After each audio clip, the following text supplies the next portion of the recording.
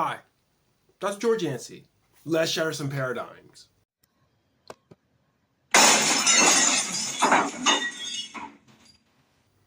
The paradigm I want to share today concerns human depravity knows no color. You know, junior high can be a rough year, or a rough 3 years. And I, like many people, had a rough junior high. The worst year was my 8th grade year. I went to a school that had recently been desegregated. Yes, I'm that old. It had recently been desegregated, only a few years ago. So as you may well imagine, there's a lot of racial tension in that school. Whites and blacks didn't tend to like each other. Literally, we sat at separate tables during lunch. For me, it was particularly troublesome. You see, the white kids didn't like me because I was black, because of racism, and there's just no two ways about it. I'm not saying I didn't have any white friends whatsoever. I had very few friends in general. There's a few whites who are okay with me, but by and large, they didn't like me. And I probably heard the N-word more times that year than any other time in my life. It was before I had enough confidence and strength to confront that. And I was in an environment where that was an acceptable language for people. So you think I'd find some comfort among my African American peers, but no.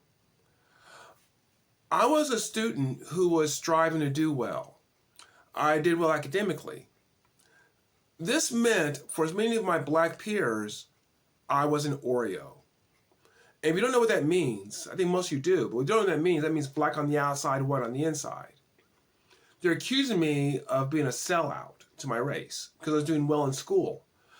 Now, that may sound kind of weird. There's actually some sociological theory known as oppositional culture that shows that sometimes African Americans have this sort of resentment towards all things they see as white, including education. So an African American striving for education is seen kind of as the enemy. And that's what happened with some of these blacks. So, as you may well imagine, my 8th grade year is not one I want to live over again. Being rejected in a mostly black and white school by the whites and the blacks, by and large. But I did learn an invaluable lesson that year, and that is this. Human depravity knows no race. We can treat each other badly regardless of our race. I was the recipient of much of that treatment. And of course, it made me attuned to the fact that whites were treating me badly because of racism, and blacks treated me badly because they thought I was a sellout. And now looking back, many years ago, I can see how both groups were in sin. Not that I'm totally blameless, or I'm not saying I'm sinless, because clearly I'm not, but how both were sinning against me. And I think it helped to shape my perspective later on when I would really dive into racial issues. I would not dive in thinking that African Americans were always right, because in that 8th grade year, they were not right in the way they treated me. Nor would I dive in thinking that perhaps the whites are right, because once again, that was not the case in my 8th grade year. I knew that in the right conditions, people across the racial spectrum will sin. And that has allowed me to at times critique African Americans and the African American community. I am dismayed at how we hold back our own educationally, for example, in this oppositional culture. It's horrible what we do to each other. And I've been quick to realize that sometimes African Americans play their race card. They use racism as a way to excuse things when the excuse is not racism, it's their own failings.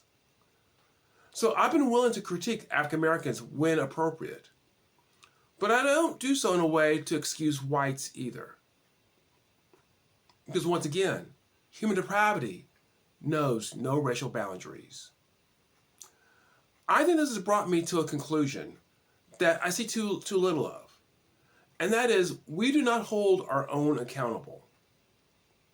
Many times, people of color are quick to forgive other people of color for doing things because that's one of their own. And they forget that people of color have human depravity. And I've clearly seen that among whites, who are quick to forgive sometimes some ugly racism because they don't want to hold their own accountable. I believe in dealing with racism, we first start with ourselves. We first start with our own group, and then we look outward. This does not mean that we cannot critique those of other groups. Of course we can. I have, and I will continue to do so. But I must first start with myself, because if I understand human depravity, it corrupts my ability to see things as they truly are. And I will tend to see things in ways that benefit me and mine. Ignore you and yours. I hated my 8th grade year. It was a horrible year for me in many ways. I did well academically, but other than that, it was a really tough year. Fortunately, later on, I went to a different high school, or rather, it was a high school with a 9th grade, and I found a lot more acceptance, I made more friends, and things were better. So I didn't have to relive that over and over again. But what I am grateful for in that 6th grade year is that it taught me this lesson about human depravity, so that I would not be so quick to see my side, my group, as always right, and others as always wrong. I believe in this path of collaborative conversations that I've talked about. And if you want to hear more about that, I have a playlist on race relations. In this path of collaborative conversations, some degree of humility, some degree of introspection is necessary.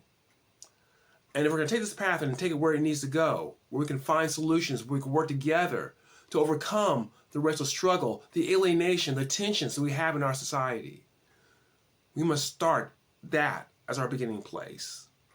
And then from that, understanding ourselves better, our own shortcomings better, we can move out. We can be ready to take the speck out of someone else's eye because we removed the mote from our own. Does this share some paradigms? Paradigms are not just of junior high, but of how we need to look at race relations in ourselves and start with ourselves before we go out and deal with others. I hope so. If this is a conversation you like, enjoy, check out my playlist or check out some of my other videos. Feel free to subscribe to me. If you like this video, give it a like. If you don't, comment. Comment if you do like it. Well, thanks once again, and come back. We can shatter some more paradigms.